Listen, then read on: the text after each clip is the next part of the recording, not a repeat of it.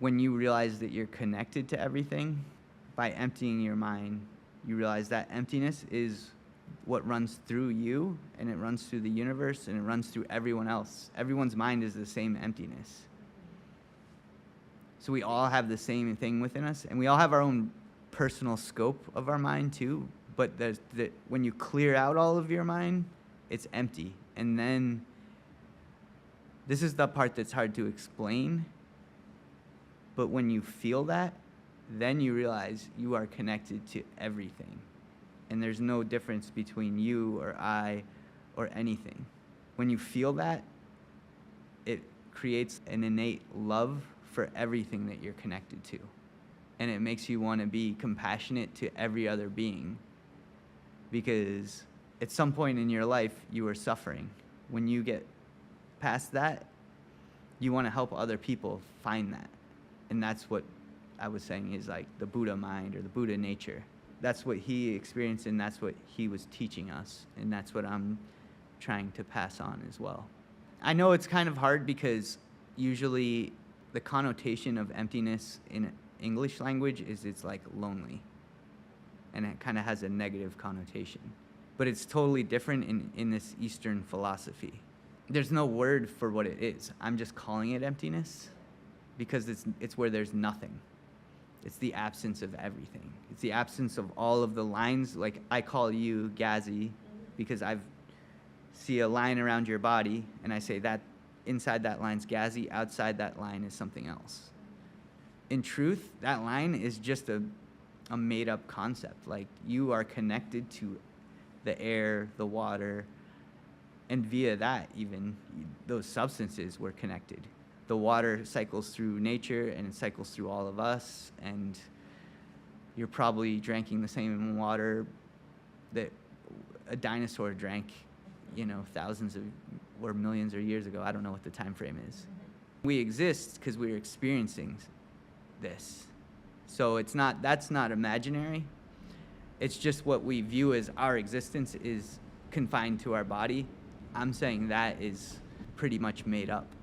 You're not just confined to your body. That's just something that everybody's been telling you since the day you were born, is that you're Gazi, you're Lindsay, you're Katie. That's what they were taught. But if you take your heart out, you'll die. If you take your brain out, you'll die. If you take away this world from your body, you also die. So what's most important of all those three things? They're all equally important because they're all like part of you. You can't really separate it. And when you do, that's the end of you. In some way, all of these lines are somewhat arbitrary. It's useful to have these names, and it's useful to our survival of our bodies, because our bodies have to be fed. If you eat and I don't, it's not going to help me, right? If I just feed you, it does nothing for my body. So we learn, like, we have to feed this body. That hunger is actually like one of the roots of our suffering. Until you realize like we're all connected, then your suffering goes away because you don't see those differences. And then even the idea of life and death, if there's no thinking, those don't exist either. Those are also lines that we drew that was like, okay, you're born and you're alive, you die and you're gone. But we have no way to prove that. Like, where did you come from? Did you just appear out of nowhere? Where do you go after you die? Do you just stop? There's no proof of any of this. And what I'm suggesting is that when you take all of that away, you're part of everything. And you're part of this bigger consciousness. If you want to think about it like this, you have two eyes. These two eyes feed information to your mind or your brain. We'll just say mind for now, because it goes to your mind via your brain. If you take away one of those eyes, you can still see. But when you have two eyes, you're getting a different perspective, and you're getting a deeper perspective. So it's the same thing with every being has a mind and a perspective, but they're connected to this empty mind that doesn't have these concepts. I've found similar concepts in lots of different religions. This is a different version of the same story. I'm not promoting any particular religion. I'm trying to teach about deeper truths that go through all of these things. But they say that, and I don't usually use the word God, but I'm going to. They say that God created to create a reflection of themselves. And in order to be the creator, he has to create, or they have to create. And I'm saying the source of all creation is your mind. In your body, it's definitely your mind. But I'm trying to suggest that it's part of something bigger.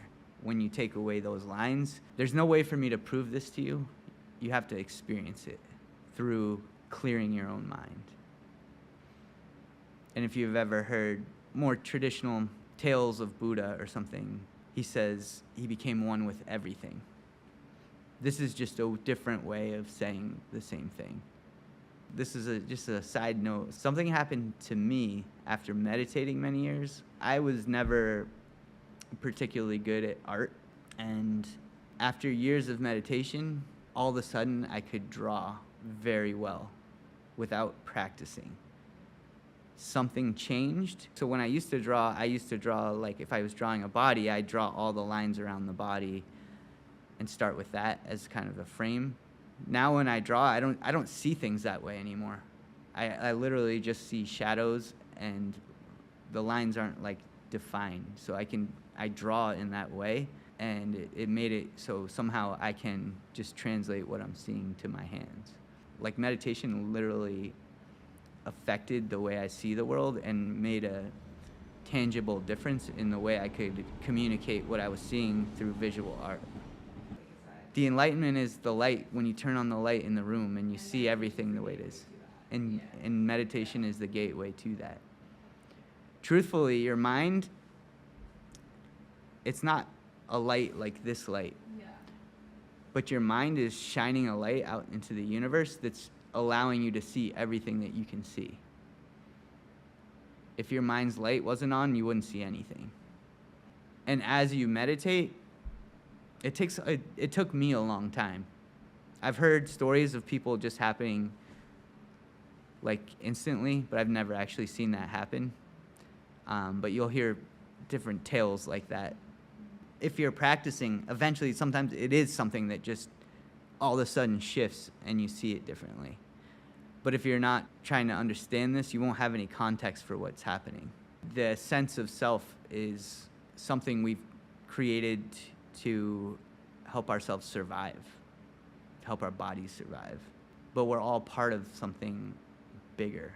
And as long as you are not paying attention to the bigger picture, you won't be aware of those connections. And what I'm trying to suggest is that through meditation, you can see all of those lines start to disappear.